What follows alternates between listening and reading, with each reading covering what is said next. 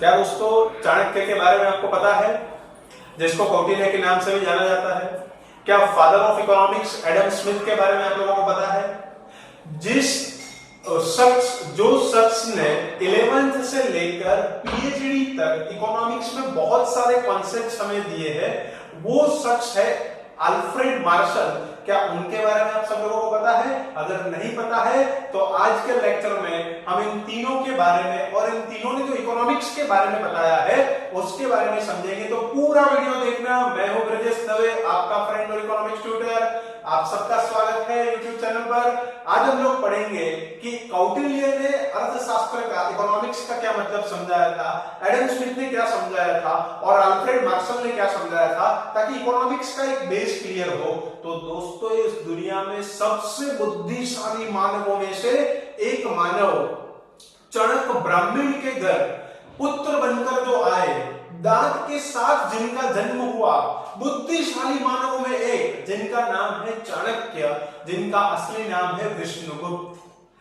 जब वो आप एक बार सोचना दोस्तों कि कितने महान इंसान होंगे कि जब वो यंग एज में थे और जब उस वक्त नंद वंश के राजा धनानंद थे और उनका गवर्नेंस अच्छा नहीं था, वो अच्छे से अपना शासन नहीं चलाते थे, तब कौटिल्य जो चाणक्य के नाम से जाने जाते हैं, और वो चाणक्य जो है वो धनानंद राजा को समझाने गए थे कि इस तरह से प्रजा का शोषण करना अच्छी बात नहीं है, आप अच्छे से राज्य को संभाले।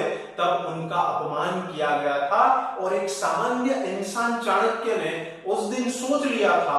आप सोचो दोस्तों, कितनी बड़ी बात है। आज हम जैसे इंसान अगर ऐसा सोचे कि हम प्राइम मिनिस्टर बनेंगे या तो हम किसी को प्राइम मिनिस्टर बनाएंगे और वो भी देश के भले के लिए, तो उसके लिए हमें कितना सैक्रिफाइस करना पड़ेगा, पूरी जिंदगी में हमें कितना जी जान लगाकर मेहनत करनी पड़ेगी, तब जाकर हम उस लक्ष्य तक पहुंचेंगे। जिस दिन कौटिल्य का अपमान हुआ, जिस दिन चाणक्य जी का अपमान हुआ, उसी दिन से उन्होंने अपने मन में दृढ़ निश्चय कर लिया कि इस धनानंद राजा को एक दिन में शासन से यहां से उनको हटा दूंगा और किसी ऐसे राजा को बनाऊंगा, किसी ऐसे राजा को यहां पर लाऊंगा जो प्रजा का अच्छे से पालन करे, जो अच्छा गवर्नेंस करे और जिससे खुशहाली हो। एक ऐसे राज्य की स्थापना हो जिस राज्य में हर एक इंसान सुखी हो, ऐसा उनका सपना था।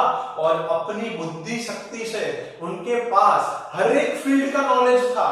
चाहे आप सोशियोलॉजी देखो, चाहे आप पॉलिटिक्स लो, चाहे आप इकोनॉमिक्स लो, चाहे आप कानून व्यवस्था लो, इतना नॉलेज एक इंसान के पास। आज अगर हम लोग एक डिग्री भी कर देते हैं तो हमें ऐसा लगता है कि हमें बहुत कुछ आ गया है। उनके पास तो इतना नॉलेज था और हर एक फील्ड के बारे में नॉलेज था उस इंसान के पास, और उन्होंने अपने नॉलेज का इस्तेमाल करके चंद्रगुप्त मौर्य को राजा बनाया। धनानंद जो राजा था उनको शासन से हटाया और चंद्रगुप्त मौर्य को राजा बनाया। एक सीरियल भी आती थी, शायद आप सब लोगों ने देखी हो। तो बहुत ही बुद्धिशाली मानवों में से एक कौटिल्य, जिनको हम चाणक्य के नाम से जानते हैं, और वो ऋषि भी थे। उनका सिर्फ एक ही गोल था कि लोगों का भला हो, एक ऐसे राज्य की स्थापना हो जहां पर हर एक इंसान सुखी हो। और उन्होंने अपनी पूरी जिंदगी मेहनत करके, अपने अथाक परिश्रम से, अपने नॉलेज से उन्होंने ये काम करके दिखाया। ये थे कौटिल्य, ये थे चाणक्य। तो ये जो कौटिल्य थे, उन्होंने अर्थशास्त्र के बारे में क्या विचार बताए, अपने क्या बताया कि अर्थशास्त्र है क्या, तो उन्होंने बहुत अच्छी बात बताई। उन्होंने क्या बताया, कौटिल्य ने अर्थशास्त्र के बारे में क्या बताया कि हर एक इंसान का जो उद्देश्य है वो अर्थ ही है। अर्थ का मतलब मैंने आपको समझाया था कि कोई भी इंसान को अपना जीवन निर्वाह चलाने के लिए गुड्स एंड सर्विसेज चाहिए, और गुड्स एंड सर्विसेज के लिए जो देना पड़ता है सामने, वो अर्थ होता है। तो हर एक इंसान का जो उद्देश्य है वो अर्थ है। कोई भी, आज मेरा उद्देश्य है, आपका उद्देश्य है, आपके पापा का उद्देश्य, वो अर्थ ही है। हम सबका उद्देश्य क्या है? अर्थ है। लेकिन ये अर्थ मिलता कहां से? यहां पर सवाल ये होता है। तो कौटिल्य ने बहुत ही अच्छा बताया। यहां पर उन्होंने पूरा एक ग्रंथ लिखा था, अर्थशास्त्र, और उसमें उन्होंने अर्थशास्त्र की क्या डेफिनेशन बताई कि भाई कोई भी इंसान का intention, the intention of human being is अर्थ। कोई भी इंसान है उसका जो उद्देश्य है वो अर्थ है, और ये अर्थ मिलता कहां से है, तो मैं आपको बताता हूं कहां से मिलता है। ये जो अर्थ है वो बोलते हैं कि इंसान जिस जमीन पर रहता है, the piece of land which is human settlement is अर्थ। सही मायने में हमें जो अर्थ मिलती है, जो संपत्ति मिलती है, वो हम जिस जमीन पे रहते हैं ना, वो जमीन ही हमें सब कुछ देती है। अब आप बोलोगे सर ऐसा कैसे है? अब ध्यान से सोचो, आप दिमाग लगाओ थोड़ा अपना। इस दुनिया में जितनी भी चीजें हमें मिल रही है उसका रॉ मटेरियल कहां से आया है? या तो जमीन के ऊपर से या तो जमीन के नीचे से। तो सच बात बोली उन्होंने कि इस पृथ्वी, जिस जमीन के ऊपर हम रह रहे हैं वो जमीन ही है जहां से हमें अर्थ मिलता है। अगर ये नेचर ने, कुदरत ने अगर हमें संसाधन नहीं दिए होते तो हम पैसे कमा ही नहीं सकते। कोई भी, आज मुकेश अंबानी सबसे ज्यादा पैसे वाले इंसान है, या कोई भी इंसान अगर पैसे वाले हैं तो उनका खुद का एक बिजनेस है, लेकिन वो बिजनेस में वो कुछ चीजें बनाते होंगे फिर बेचते होंगे, लेकिन बनाने के लिए पहले रॉ मटेरियल तो चाहिए। रिलायंस और मुकेश अंबानी आज नंबर 1 है पैसे वाले इंसान इंडिया में। तो उनको जो नेचुरल गैस मिलता है, तो जमीन के अंदर से, समंदर के अंदर से जो गैस मिल रहा है और उसको प्रोसेस करके बेच रहे हैं, तो अगर जमीन के अंदर से ये मिलता ही नहीं तो क्या बनाकर वो बेचते, और कैसे वो नंबर 1 पैसे वाले, सबसे ज्यादा धनिक इंसान बनते? इस दुनिया में कोई भी इंसान जो है, कुदरत ने हमें बहुत सारे रिसोर्सेस दिए हैं। ये जो जमीन है, जमीन के नीचे से या जमीन के ऊपर से जो भी हमें रिसोर्सेज मिलते हैं उसकी वजह से ही हम अपनी संपत्ति का सर्जन कर पाते हैं, हम अपनी वेल्थ क्रिएट कर पाते हैं। इसलिए बहुत ही अच्छी बात बोली उन्होंने, the intention of a human being is earth, the piece of land which is human settlement. जिस जमीन के ऊपर हम लोग निवास कर रहे हैं, रह रहे हैं, वही तो अर्थ है। और इसीलिए अर्थशास्त्र का मतलब क्या? एक ऐसा विज्ञान जो हमें सिखाता है कि इस पृथ्वी का हमें क्या करना है, पालन करना है, हमें क्या करना है, इसको संभालना है। हम जितना ज्यादा इसको संभालेंगे इस पृथ्वी को, इतना ज्यादा हमें इसका बेनिफिट मिलेगा। अगर हम लोग इसको नहीं संभालेंगे, अगर हम लोग एनवायरनमेंट को ज्यादा से ज्यादा पॉल्यूटेट करेंगे, अगर हम पर्यावरण को प्रदूषित करेंगे, तो क्या होगा दोस्तों? जितने रिसोर्सेज हमें मिलने चाहिए उतने नहीं मिलेंगे, और इससे मानव जीवन के ऊपर इफेक्ट आएगा, असर आएगा, हमारी डिमांड पूरी नहीं होगी। तो कौटिल्य कितना, आप थोड़ा लॉन्ग टर्म देखो, आप भी थोड़ा डीपली यहाँ पर सोचो कि कितना अच्छा उन्होंने कॉन्सेप्ट बताया है। और इस दुनिया में नेचर के सिवा हमें कोई रिसोर्सेज देता भी नहीं है। मेन जो रिसोर्सेज है वो हमें नेचर ने ही दिए हैं, और यहाँ पर नेचर को उन्होंने क्या बोला है? द पीस ऑफ लैंड, जिसके ऊपर हम रह रहे हैं। तो कौटिल्य के अर्थशास्त्र का मतलब आप लोगों को समझ में आ गया होगा। वैसे तो एडम स्मिथ, उनको फादर ऑफ इकोनॉमिक्स माना जाता है। वेस्टर्न जो भी साइड है, जो भी पश्चिमी देश है, वहां पर एडम स्मिथ को फादर ऑफ इकोनॉमिक्स माना जाता है। पर मैं पर्सनली आपको ऐसा बोलना चाहता हूं कि इकोनॉमिक्स के बारे में अगर डिटेल में किसी ने आइडिया दिया है, वैसे भारत की जो संस्कृति है वो बहुत महान संस्कृति है दोस्तों।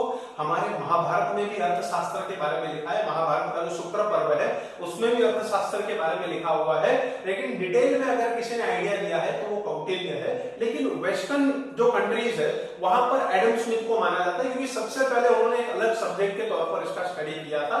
लेकिन भले वो लोग ऐसा मान सकते हैं, हम लोग भी ऐसा मान सकते हैं, उनका भी कंट्रीब्यूशन अच्छा है, हम किसी के कंट्रीब्यूशन को नकार नहीं सकते हैं। लेकिन भारत की संस्कृति के हिसाब से सालों पहले से ऋषि मुनियों ने बहुत सारी चीजें हमें बताई दी थी, और उसमें कौटिल्य जो थे उन्होंने भी हमें अर्थशास्त्र के बारे में बता दिया ही था। तो अगर मैं अपने पॉइंट ऑफ व्यू से अगर बोलूं, तो जैसे अगर एडम स्मिथ फादर है तो मेरे हिसाब से कौटिल्य तो परदादा हुए इकोनॉमिक्स के। ये मेरा पॉइंट ऑफ व्यू है। यहाँ पर आपको कहीं पर लिखना नहीं है ऐसा, और कहीं पर याद भी नहीं रखना है ऐसा। पर भारतीय संस्कृति बहुत महान है, और उसमें सारे कॉन्सेप्ट पहले से ही हमें ऋषि मुनियों ने बताए हुए हैं। तो कौटिल्य क्या बोलते हैं, मैंने यहाँ पर लिखी हुई है डेफिनेशन, ध्यान से सुनना। According to Kautilya, the intention of a human being is अर्थ। किसी भी इंसान का जो उद्देश्य होता है वो अर्थ होता है, वेल्थ, संपत्ति कमाना। The piece of land which is human settlement is अर्थ। जिस जमीन के ऊपर हम रहते हैं वही अर्थ है, क्योंकि वही हमें रिसोर्सेज देते हैं। And thus the science explaining purpose and utility of wealth creation on earth is called economics। एक ऐसा विज्ञान कि जो पृथ्वी पर रहकर पृथ्वी का पालन करके हम कैसे संपत्ति का सर्जन कर सके, पृथ्वी पर रहकर पृथ्वी का पालन करके। देखो यहाँ पर दोस्तों दो अर्थ बताए हैं, एक अर्थ ARTH जो अर्थ का मतलब होता है आज के समय में पैसा, और एक अर्थ EARTH वो अर्थ है पृथ्वी कि जो हमें रिसोर्सेज देती है, जिसके ऊपर हम रह रहे हैं। तो ये क्या बोल रहे हैं कि पृथ्वी के ऊपर रहकर और पृथ्वी का पालन करके कैसे हम अपनी संपत्ति का सर्जन करते हैं, वो जो साइंस है, वो जो विज्ञान है, उसको ही हम बोलते हैं अर्थशास्त्र।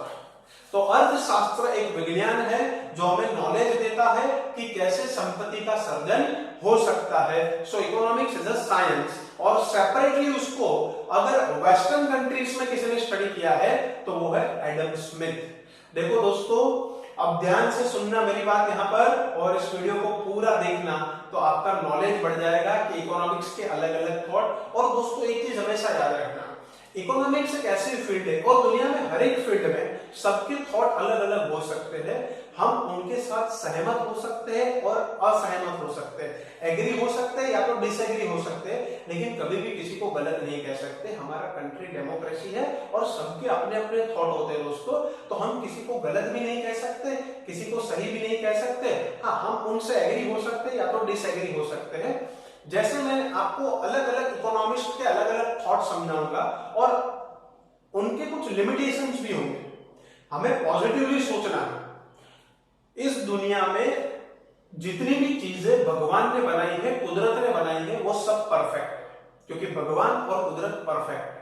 और इस दुनिया में जितनी भी चीजें इंसान ने बनाई है, जितने भी कॉन्सेप्ट इंसान ने डेवलप किए हैं, वो इम्परफेक्ट है। उसमें कुछ ना कुछ लिमिटेशन होगी, क्योंकि इंसान खुद इम्परफेक्ट है, इंसान गलतियों का पुतला है। तो इसलिए याद रखना, हर एक कॉन्सेप्ट में आपको समझाते जाऊंगा, उसके बाद कोई एक इकोनॉमिस्ट और आएगा और वो पहले वाले इकोनॉमिस्ट को क्रिटिसाइज करेगा और अपना कॉन्सेप्ट देगा। लेकिन हम किसी से एग्री हो सकते हैं, किसी से डिसएग्री हो सकते हैं, कोई यहाँ पर गलत नहीं है।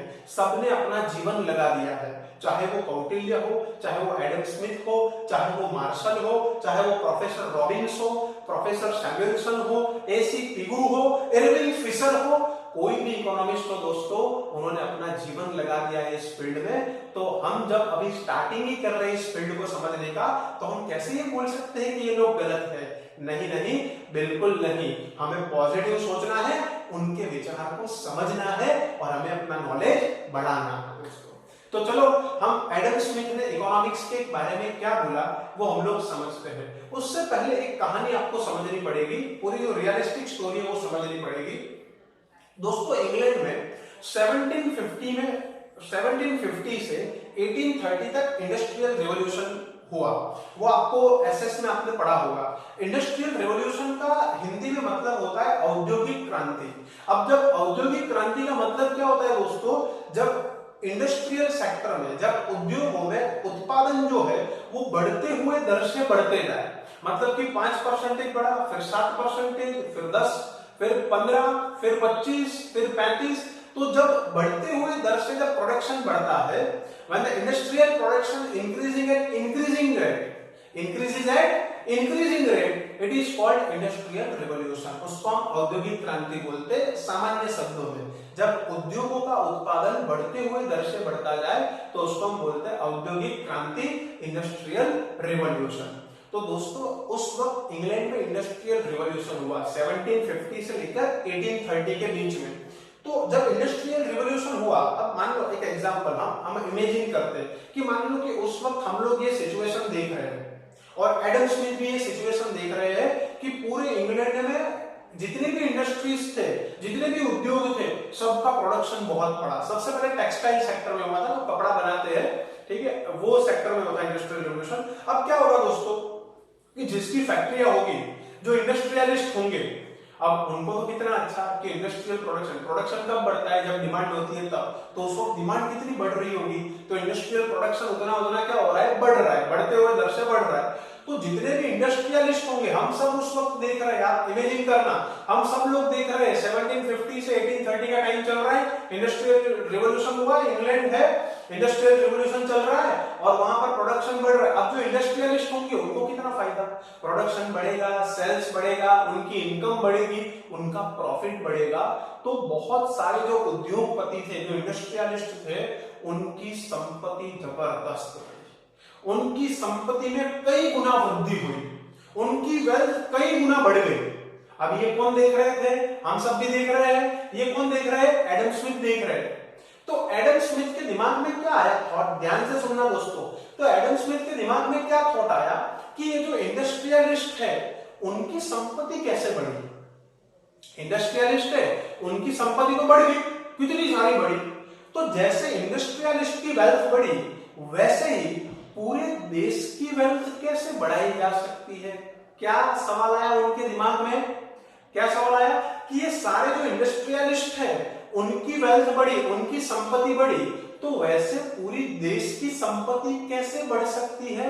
ये सवाल उनके दिमाग में आया, सोचने लगे सोचने लगे सोचने लगे, बहुत सोचा, अंदर से सोचा, इसके ऊपर उन्होंने बहुत साल लगा दिए और उसके ऊपर एक किताब लिख दी, इस सवाल के जवाब ढूंढते ढूंढते किताब लिख दी, पूरी बुक उन्होंने लिख दी उसके ऊपर, और उस बुक का नाम है an inquiry into the nature and causes of wealth of nations, और उसको शॉर्ट में बोलते हैं वेल्थ ऑफ नेशंस। तो दोस्तों उन्होंने पूरा देखा कि कैसे इंडस्ट्रियलिस्ट की वेल्थ बहुत बढ़ रही है, तो उनके दिमाग में सवाल आया कि इस तरीके से पूरे देश की वेल्थ कैसे बढ़ सकती है, और इसलिए उन्होंने बुक का नाम क्या दिया, an inquiry into the nature and causes of wealth of nations, जिसको शॉर्ट में बोलते हैं वेल्थ ऑफ नेशंस। तो दोस्तों कितना अच्छा ऑब्जर्वेशन था, और इसके ऊपर से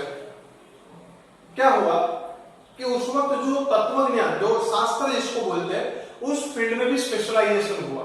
जब इंडस्ट्रियल रिवॉल्यूशन हुआ तो दो चीजें हुई, एक लेबर डिवीजन हुआ और स्पेशलाइजेशन हुआ। लेबर डिवीजन मतलब सब लोग में काम बांट दिया जाए और जिसको जो काम आता है वो काम स्पेसिफिकली वही करे, उसको बोलते हैं स्पेशलाइजेशन। जैसे कि किसी को, जैसे कि मान लो कि किसी को इंजीनियरिंग का काम अच्छा आता है, तो इंजीनियर जो है वो एक ही इंजीनियरिंग का काम वही करेगा। जैसे मान लो टीचर में जिसको इकोनॉमिक्स पढ़ाना आता है वो इकोनॉमिक्स ही पढ़ाएगा, जिसको संस्कृत पढ़ाना आता है वो संस्कृत ही पढ़ाएगा।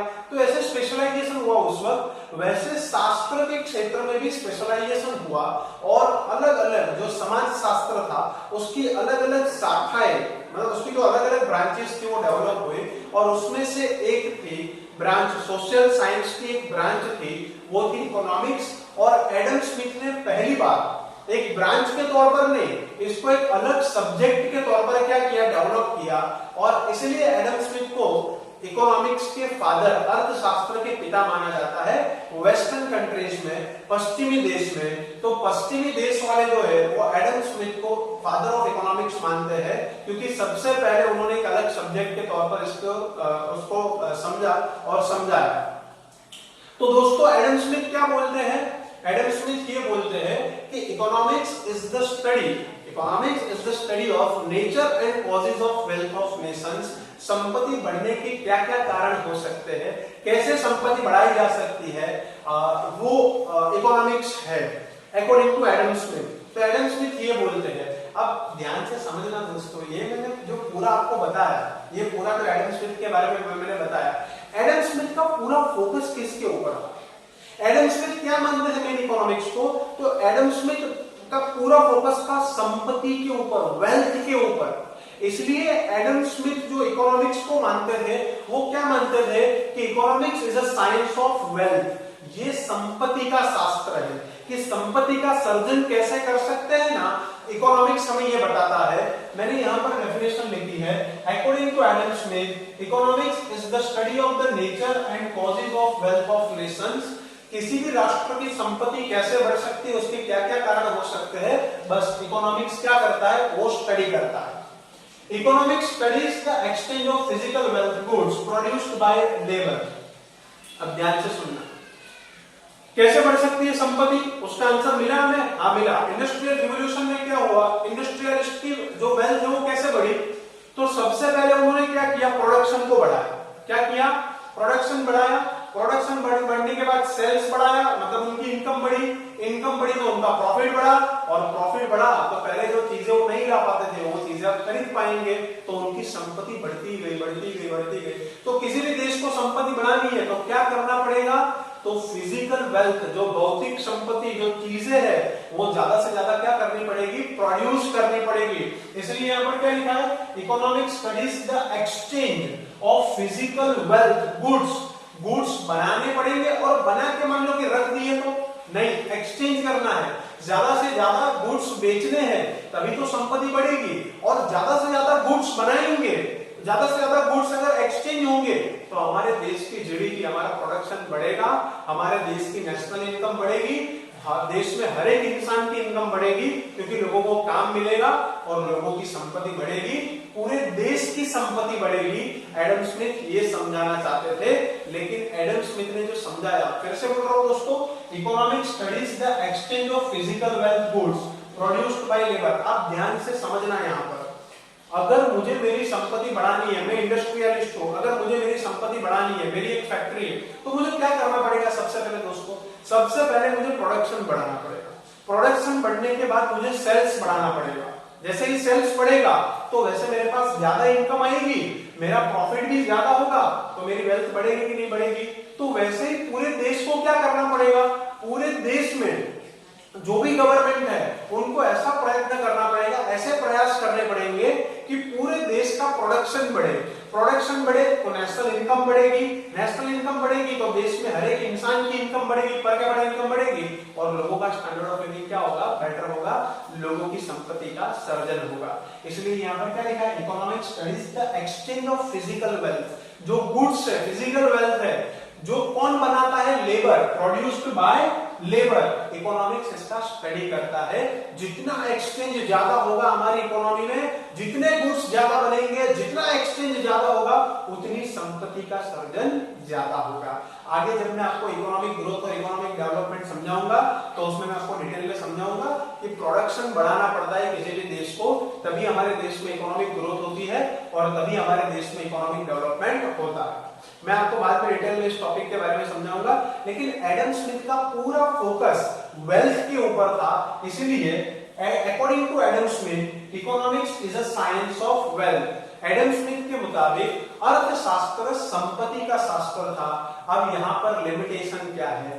तो प्रोफेसर अल्फ्रेड मार्शल ने, जो बहुत ही जबरदस्त अर्थशास्त्री, बहुत बड़े दर्जे के अर्थशास्त्री, इकोनॉमिस्ट प्रोफेसर मार्शल, बहुत सारे कॉन्सेप्ट हम लोग उनके पढ़ेंगे 11th में, 12th में, कॉलेज में, इवन जो पीएचडी करते हैं वो भी उनके कॉन्सेप्ट पढ़ते हैं। तो बहुत ही बड़े दर्जे के अर्थशास्त्री, वो थोड़ा असहमत थे एडम स्मिथ से। वो क्या असहमत थे? वो असहमति उनकी ये थी कि उनका फोकस जो है ना, वो इंसान के ऊपर नहीं था, उनका फोकस था वेल्थ के ऊपर, संपत्ति के ऊपर। और एक पॉइंट ऑफ व्यू से देखने जाए तो ये क्रिटिसिज्म है मार्शल की। मैं आपको एक एग्जांपल देता हूं, कैसे मार्शल क्या बोल रहे थे, मैं आपको एक एग्जांपल देता हूं। मान लो किसी के पास करोड़ों रुपए की वेल्थ है, करोड़ों रुपए की संपत्ति, लेकिन अगर मान लो उसको पैरालिसिस हो गया, सिर्फ उसकी आंखें जो है वही चलती है, बाकी शरीर का कोई भी ऑर्गन काम ही नहीं करता।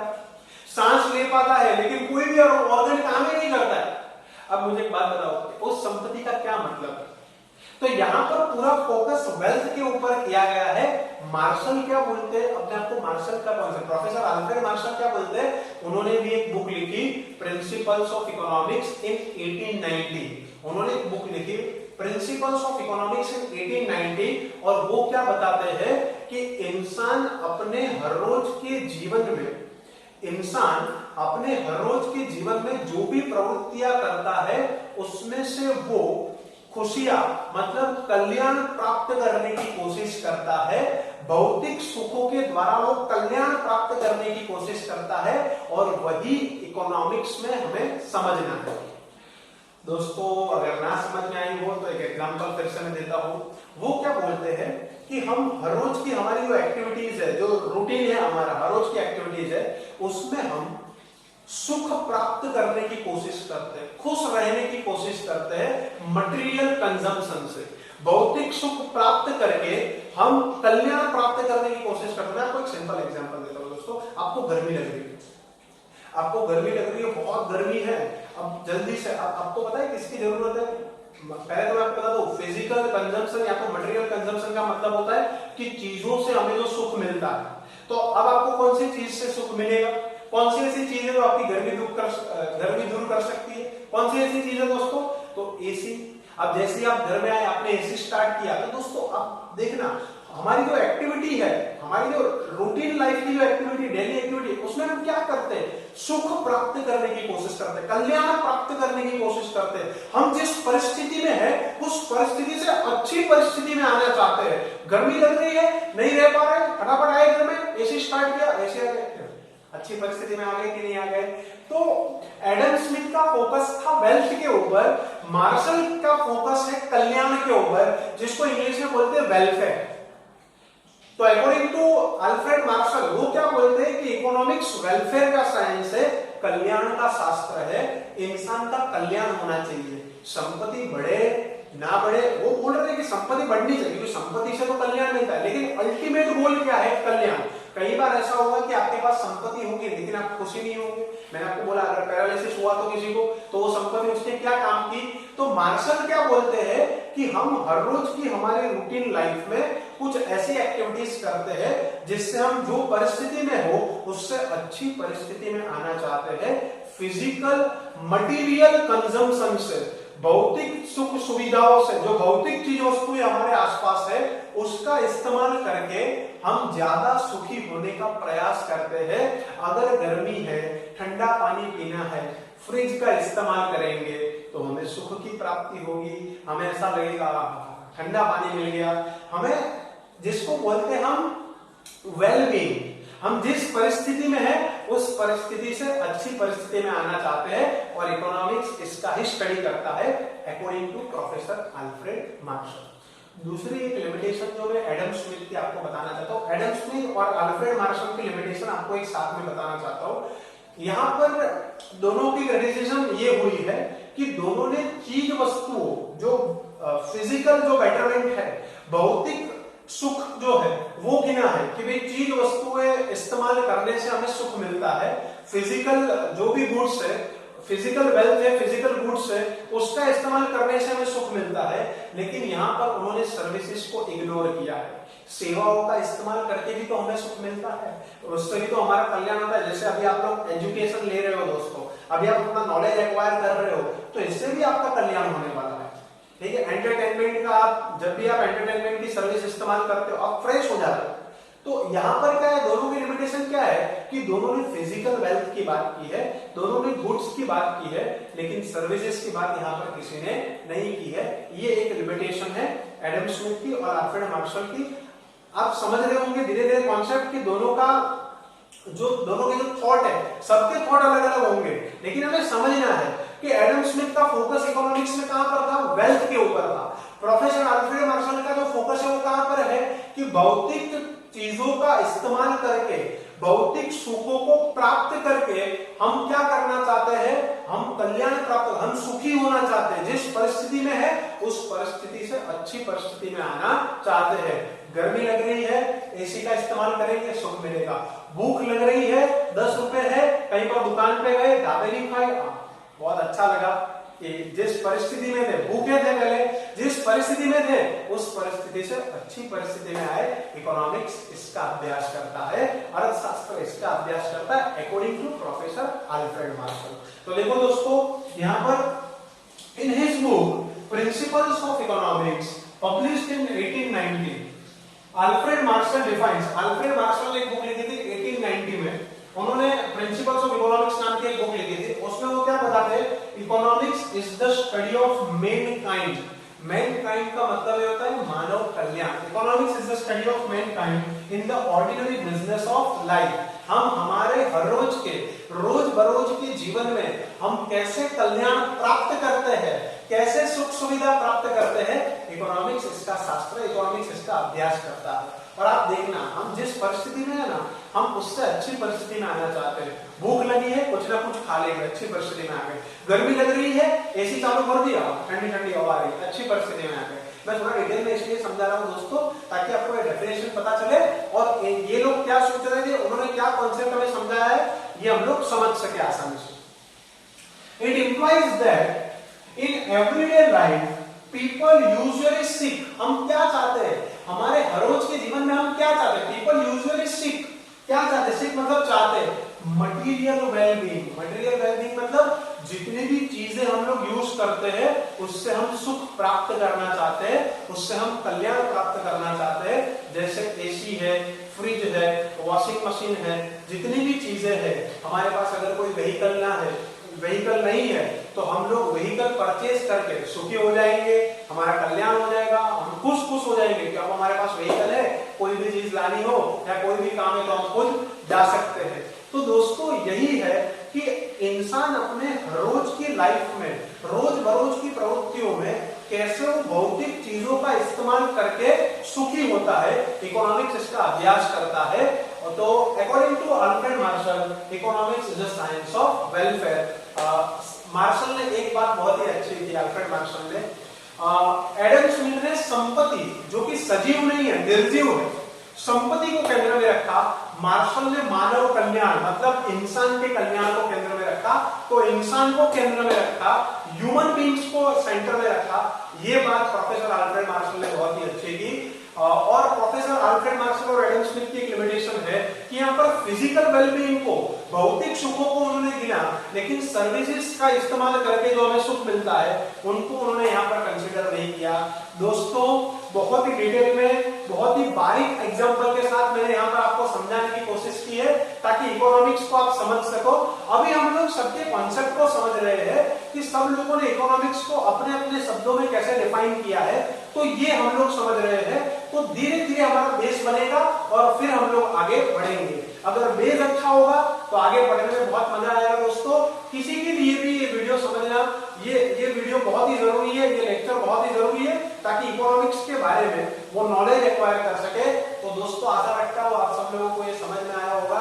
अगर अच्छा लगा है ज्यादा से ज्यादा लोगों को शेयर कीजिएगा, सब्सक्राइब कीजिएगा। अगर कुछ भी डाउट है मैंने जो समझाया है, कमेंट बॉक्स पे कमेंट करना कि सर इसके बारे में समझाओ, इस टॉपिक के बारे में समझाओ, ये बहुत अच्छे से समझ में नहीं आया तो मैं समझाऊंगा आपको। और अगर आपकी कमेंट आएगी तो मुझे बहुत ही अच्छा लगेगा कि बहुत सारे लोग नॉलेज एक्वायर कर रहे हैं और इकोनॉमिक्स के बारे में वो लोग, उनकी क्यूरियोसिटी है जानने की कि इकोनॉमिक्स क्या सब्जेक्ट है और कितना प्रैक्टिकल सब्जेक्ट है। तो दोस्तों आज के वीडियो में, आज के लेक्चर में हम रखते हैं इतना।